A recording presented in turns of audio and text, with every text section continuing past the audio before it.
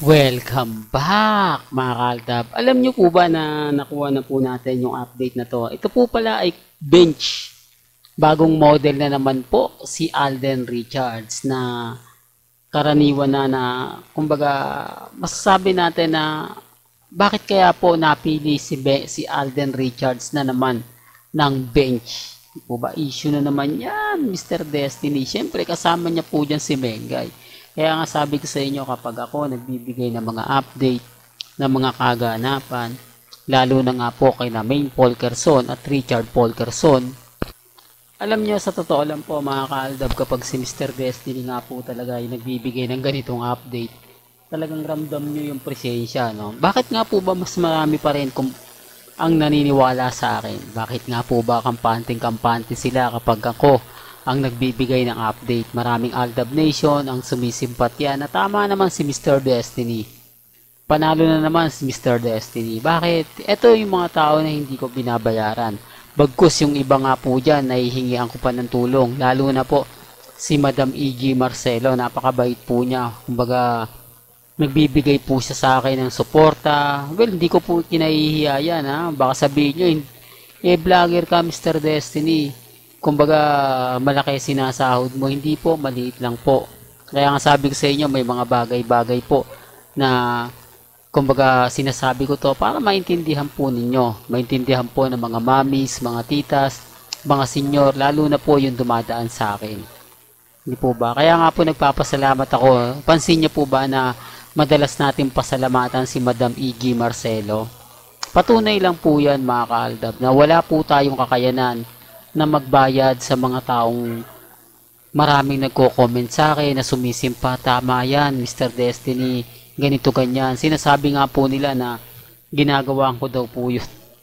Patunay lang po na marami pa talaga nagmamahal. Kasi sabi ko nga po sa inyo, noong mga panahon kasi ng Aldab Nation, di po ba isa po tayo sa talagang nakakakuha ng update, kaya mas marami pong sumusuporta sa atin. Kaya kita nyo po ngayon, di po ba, na-discover natin na bench nga po ito. Di po ba? Kasi tayo pa lang talaga ni Alden eh. Yung kumbaga tindig pa lang, di po ba? Richards na Richards. Kaya nga po natatakot sila kapag nagsama sina Alden at si Mengay sa bench. Di po ba? Siyempre magsasaya yung Aldab Nation. Tayo po yung matutuwa. Tayo po yung masayang masaya. Kaya yan po yung isa sa rason kung bakit po apektado sila.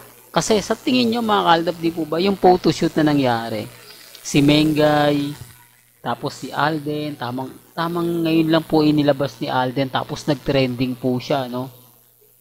Ganyan po naman talaga yung real life couple. Talagang umaayon pa rin po sa amin ng panahon. Umaayon pa rin po sa amin ng social media. Kaya nga po, nagugulat sila, nagtitrending ang Aldab pa rin. Bakit ganon? Akala ko ba wala ng Aldab? Akala ko ba wala ng Alden at Maine? Pero naandyan pa rin. Although sabihin na natin maraming vlogger po ang nagpupush sa relasyon nila Catherine at ni Alden. Kung ano na lang po yun eh. Kumbaga para lang po sa viewers yun. Para po makuha nila yung simpatya ng mga Catherine fans. Para makuha nila yung suporta ng mga Alden fanatics at yung mga fans din ni Catherine. Sabi ko nga po sa inyo, hindi naman po viewers ang habol ni Mr. Destiny. Hindi naman po viewers ang habol o ang kumbaga maraming subscriber. Kasi alam ko naman po na ang Aldab, ito lang po yung 2015 hanggang 2019. Wala na po tayo makukuha pang bagong subscriber. Taliwas po sa mga sinasabi ng iba. Taliwas po sa mga sinasabing ginagamit ko lang po ang mga mamis, mga titas, mga senyor. Sila pa nga po minsan na nagsasabi sa akin eh. Kaya nga sabi ko sa inyo, may mga bagay-bagay na sila po talaga yung todo suporta sa akin. Todo pagbibigay at pagmamahal kay Mr. Destiny. Kaya nga po ako tuloy pa rin eh. Kahit na konti na lang, di po ba? Kasi ano nga po bang silbi ang channel natin? Kaya nga natin binuo ang channel ng Aldab Nation. Kaya nga po natin tinayo para po sa mga mamis. Ngayon, kumbaga kung babaliktad tayo gaya ng iba, wala na po. Sino bang Aldab Nation ang maaasahan ng mga mamis pagdating sa social media?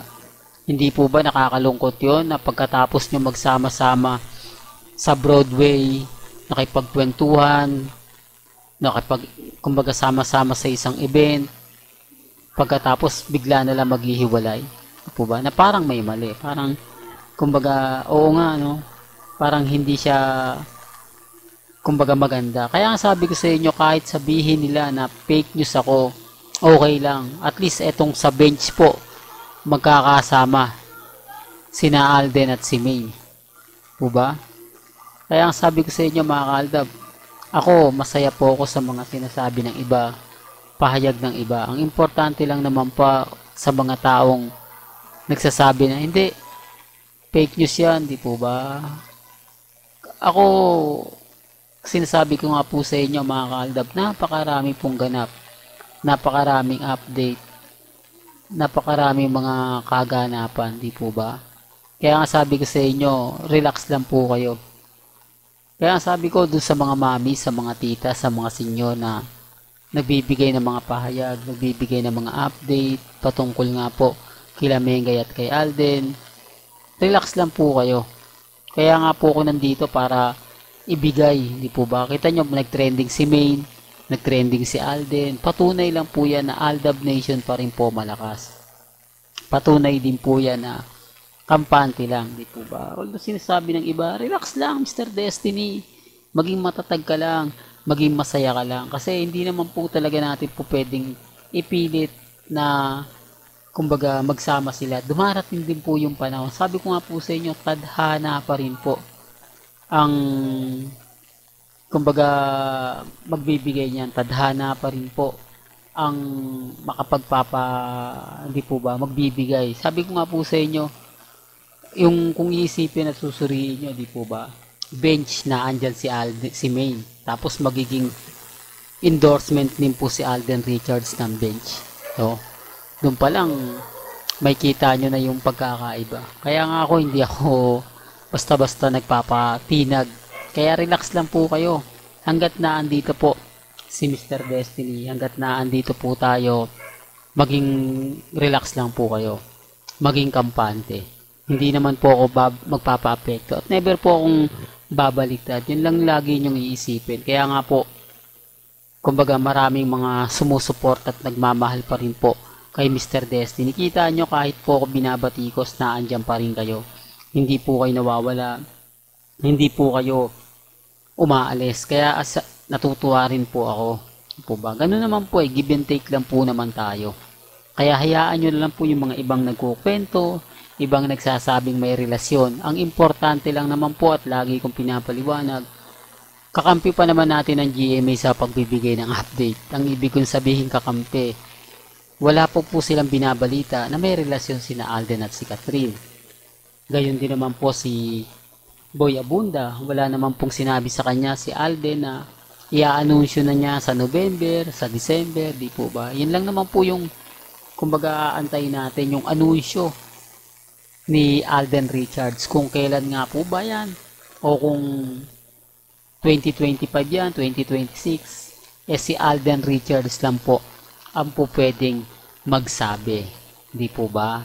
Well, hanggang dito na lang po ang ating latest updates. Kaya kung gusto nyo po ng pinaka-latest at sariwang update, abay tumutok lang po kayo dito po sa channel ni Mr. Destiny para updated po kayo sa mga bago at sa mga latest na i-upload po natin maya-maya lang.